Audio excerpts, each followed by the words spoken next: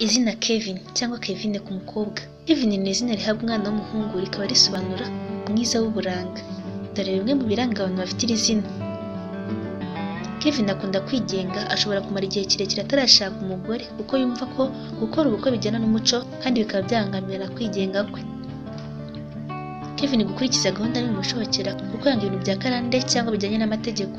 Ni umuntu uba wifitemo ubushobozi, wumva agomba gutera intambwe mu iterambere atazitiwe n'imigenzo y'umuco. Kubera ko akunda gutuza agasesengura ibintu byose, akunze kuvamo umucurabwenge cyangwa umwarimu. Kevin iyo yumva ashaka kugira ibyishimo, ahitamo kureka ubuzima bwe bwa wenyine akegera abandi. Kevin ni umuntu ukunda guceceka cyane ku buryo abantu bashobora kumutekereza ko ari umuntu ufunga umutwe. Kevin iyo afite igitekerezo cyangwa ikindi kintu ashaka kugeza ku bandi, akoresha inyandiko yo gukoresha amagambo. Kevin ni umuntu ukunda gutembera ahantu mu busitani no kwishimisha areba ibidukikije. Kevin ibintu by'ubucuruzi n'urukundo biramuhira kandi akunze kumenyekana mu baturanyi kubera imico ye yo kudasahinda. Ngibyo ibiranga abantu bafite iri zina.